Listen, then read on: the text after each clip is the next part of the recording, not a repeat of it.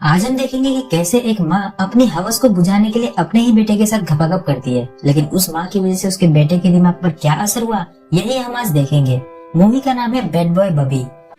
तो कहानी की शुरुआत में हम बबी और उसकी मॉम को एक कमरे में देखते हैं। कमरे में ज्यादा रोशनी नहीं होती और वो एक बंकर की तरह दिख रहा होता है। इस बंकर में बबी अपनी मॉम फ्लोरेंस के साथ रहता है। वैसे बबी था 35 साल का, लेकिन उसका दिमाग बिल्कुल बच्चों वाला था, इसलिए उसकी मॉम ही उसे नहलाया करती। उसकी दाढ़ी के साथ उसके जंगलों को भी साफ करती। हर मॉम की तरह वो भी बबी को खाना खिलाती और उससे प्यार करती। अब इस बंकर में उनके साथ उनकी एक पालतू कैट भी रहा करती थी, जिसके साथ बबी खेला करता और उसकी मॉम उसके साथ खेला करती, वो भी बबी के घोड़े पर बैठकर। बबी के घोड़े को भी भारी सामान को उठाना पसंद होता है, इसलिए वो फ्लोरेंस की अच्छे से ले रहा था। अब उन दोनों के बीच में ऐसा रिश्ता क्यों बन गया, हम आगे जानेंगे।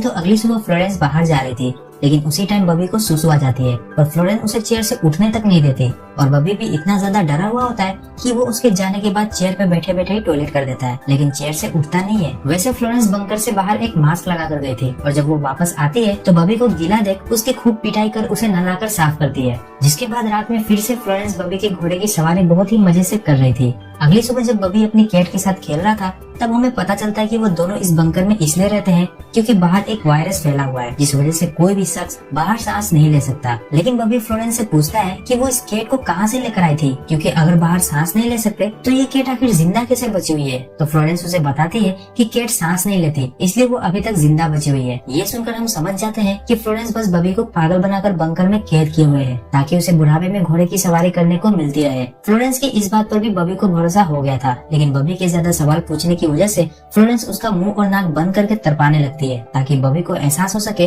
कि सांस न लेना कैसा लगता है। अब बबी इतना टॉर्चर झेल चुका था कि वो बाहर जाने का ख्याल तक मन में नहीं लाता। दोपहर का लंच करने के बाद फ्लोरेंस बाहर जाती है, तब बबी अपना आइंस्टाइन वाला आईक्यू लगाकर कैट को प्लास्टिक में रैप कर देता है, क्योंकि उसे लग रहा था कि कैट तो सांस लेती ही नहीं, इसलिए वो मरेगी भी नहीं। लेकिन उसकी कैट मर जाती है। अब वो कुछ समझ पाता उससे पहले ही एक शख्स बंकर का गेट पीटकर फ्लोरेंस का नाम लेकर चिल्ला रहा था। उस आदमी की आवाज सुनकर तो बबी बहुत ही डर गया था, लेकिन किसी के जवाब न देने पर वो आदमी वहाँ से चला जाता है। थोड़ी देर बाद फ्लोरेंस वापस लौट आई थी और बबी की करतूत देख वो उसे बहुत मारती है। खैर रात में बबी अपने घोड़े को तैयार किए बेड पर लेटा हुआ था कि वो आज फ्लोरेंस की गुफा को सुरंग बना देगा, लेकिन फ्लोरेंस का आज मूड नहीं होता, तो बबी का घोड़ा प्यासा ही रह जाता है। अगली सुबह दोनों माँ बेटे चेयर पर बैठे हुए थे कि वही शख्स दोबारा से गेट पीटने लगता है और यही हमें पता चलता है कि वो शख्स कोई और नहीं बल्कि फ्लोरेंस का पति यानी बबी का पिता है। काफी देर गेट पीटने के बाद एंड में फ्लोरेंस दरवाजा खोलकर फादर को घर में बुलाती है। घर के अंदर आते ही फादर फ्लोरेंस की तारीफ करने लगा था कि सालों बाद भी उसकी जवानी बरकरार है, पर यही बबी ने नोटिस कर लिया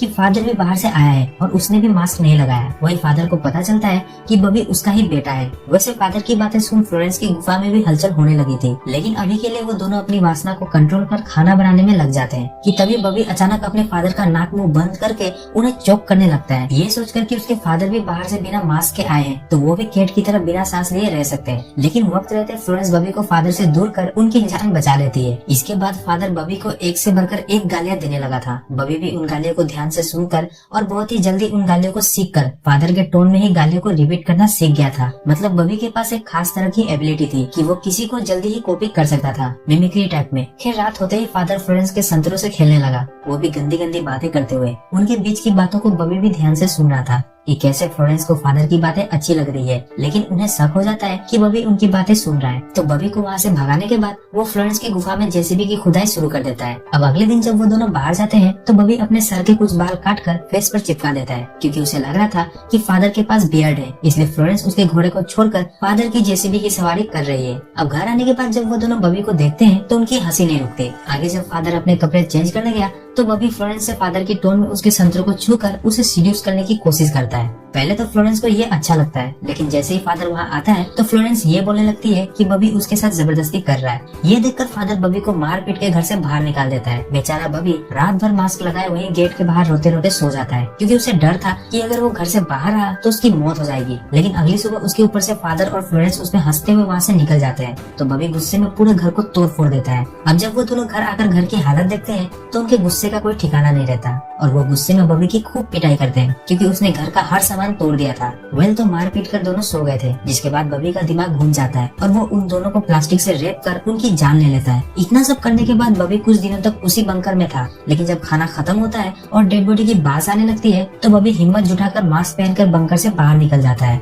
बाहर की दुनिया में आने पे सब कुछ नॉर्मल था और कुछ बेवरों को कार में नशा कर झूमते हुए देख बॉबी समझ जाता है कि बाहर की हवा सांस लेने लायक है। तो वो अपना मास्क घर पे छोड़कर वापस रियल वर्ल्ड को एक्सप्लोर करने में लग गया था। तो घूमते घूमते उसे एक ग्रुप मिलता है जो रोड पर प्रेयर कर रहे थे, तो वो भी उनकी मिमिक्री करके उनके साथ प्रेयर करने लगता है। वहीं बॉबी एक नन के संतरों को छूकर उसके अंदर की वासना को जगा देता है। इसके बाद वो नन बॉबी को एक रेस्टोरेंट में पिज्जा खिलाती है और फिर वो दोनों एक होटल के कमरे में चले गए, जहाँ बड़े दिनों बाद वो नन घोड़े की सवारी करती है। बॉबी भी मजे से उस नन को अपने घोड़े की सवारी करवा रहा था, लेकिन सुबह होते ही वो नन बॉबी को उस होटल के कमरे में अकेला छोड़कर भाग जाती है। तो बॉबी वापस से अकेले शहर में घूम रहा था। वो बच्चों के साथ खेलता है, रेस्टोरेंट में जाता है, लेकिन उसकी अजीब हरकतें देख सब उसे अपने आसपास से भगा देते हैं। अब दोपहर में बॉबी एक लेडी के पीछे एक रेस्टोरेंट में जाता है और उस लेडी ने जो ऑर्डर किया वही ऑर्डर बॉबी सेम उसी लेडी के टोन में देता है। ये देखकर लेडी उससे बहुत ही ज्यादा इम्प्रेस हो जाती है क्योंकि बॉबी सच में अच्छी मिमिक्री कर लिया करता था। तो वो बॉबी को खिला पिला कर अपने साथ कार में ले जा रही थी, लेकिन ट्रैफिक में बॉबी एक पुलिस वाले को गाली दे देता है, जिसके बाद उस लेडी ने बॉबी को कार से उतार दिया और पुलिस वाले से बोलकर मामला निपटा लिया कि उसने बस इस गरीब आदमी को लिफ्ट दी थी। खैर वही रोड पे बॉबी को गिरा देख एक ट्रक ड्राइवर उसे अपने ट्रक में बैठा लेता है, जहाँ बॉबी को एक बैंड के कुछ लोग मिलते हैं जो नशा करते हुए अपने अगले शो को करने जा रहे थे। नशा करके बॉबी खुश था और उनके स्टूडियो में जब बॉबी को न्यूज़पेपर में फादर और फ्लोरेंस की डेड बॉडी की फोटो और न्यूज दिखती है तो वो सबको बता देता है कि ये उसके मॉम और पॉप है। बॉबी की हालत देखकर वो सब समझ गए थे कि उसकी मेंटल स्थिति कुछ ठीक नहीं है, तो वो सब उसे अपने स्पॉन्सर के घर छोड़कर अपने शो की तैयारी करने चले जाते हैं। इसके बाद वो स्पॉन्सर बॉबी को अच्छे खासे महंगे कपड़े पहनाकर क्लब में ले आया, जहाँ बॉबी को एक भारी सामान वाली लेडी मिलती है। तो वो उससे मिलकर सीधे उसके संतरों की ओर बढ़ने लगता है। ये देखकर वो लेडी वहाँ से चली जाती है, लेकिन बॉबी भी उसके पीछे पीछे क्लब से बाहर आकर उसके संतरों को छूने लगता है। ये देखकर कुछ पुलिस वाले बॉबी को पकड़कर जेल में डाल देते हैं। अब पुलिस स्टेशन में कुछ गाना बजाने वाले लोग आए थे, जिन्हें सुनकर बॉबी उछल कूद करने लगता है। तो एक पुलिस वाला उसे पकड़कर दूसरे सेल में बंद कर देता है, जहाँ एक आदमी ने बॉबी की ले ली थी और बॉबी को इस काम के $10 मिलते हैं। साथ ही में उसे आजाद भी कर दिया जाता है। अब आगे बॉबी घूमते घुमाते एक चर्च में आ गया, जहाँ उसे चर्च के फादर एक फैक्ट्री में ले जाकर उसे समझाते हैं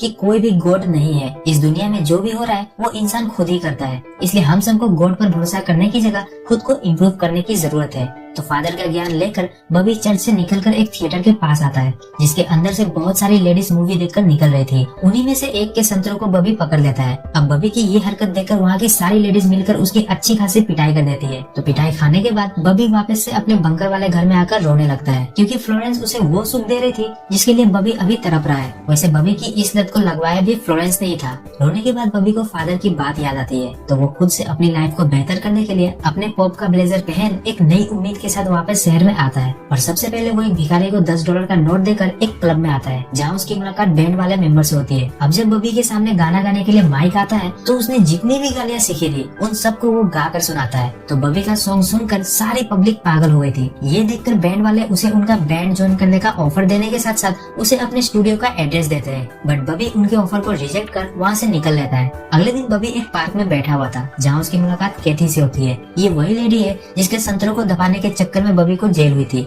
वैसे कैथी एक नर्स है जो कुछ स्पेशल बच्चों का ख्याल रखती है, और उन्हीं बच्चों में से एक को वो पार्क में घुमाने लेकर आई हुई थी। बॉबी उस स्पेशल बच्चे की बातों को इजीली समझ जाता है, तो कैथी उसे अपने केयर सेंटर में ले आती है, जहाँ बॉबी को सभी बच्चों से मिलाने के बाद कैथी उसे अपने संतरों को दिखाते हुए नहलाने लगती है। कुछ ही टाइम में बॉबी उन बच्चों का चहेता बन गया था, लेकिन वीकेंड पर वो कैथी के साथ क्लब में अपने बैंड वाले दोस्तों के पास आया हुआ था, और वहाँ एक शानदार रैप कर बॉबी फिर से पब्लिक को पागल कर देता है। शो हिट करने के बाद उसके बैंड वालों ने बॉबी के लिए 2 लड़कियों का इंतजाम किया, लेकिन उन लड़कियों के संतरे बड़े बड़े नहीं थे, तो बॉबी उनके साथ कुछ नहीं करता। और अगले दिन वो कैथी के घर वालों से लंच पर मिलता है, जहाँ कैथी के पेरेंट्स उसे बहुत ही भला बुरा बोल रहे थे, क्योंकि वो उसके मोटापे और काम की वजह से उसकी शादी नहीं हो पा रही थी। ये सब सुनकर बॉबी कैथी के पेरेंट्स से लड़ता है, तो वो उन दोनों को घर से बाहर निकाल देते हैं। कैथी की कंडीशन सेम उसकी तरह ही थी, तो बॉबी उसके पेरेंट्स को भी प्लास्टिक में रेप कर जान लेने का प्लान बनाता है, लेकिन कैथी उसे ऐसा करने से रोक लेती है, क्योंकि वो सब कुछ महीनों में कैंसर से मरने वाले थे। मूवी के एंड में हम देखते हैं कि बॉबी एक रेपर बन गया है, और कैथी से शादी करके उसने बड़ी मेहनत से 3 बच्चों को पैदा भी कर लिया था। इसी एंडिंग के साथ ये मूवी यहीं पर खत्म हो जाती है, और हमें सिखाती है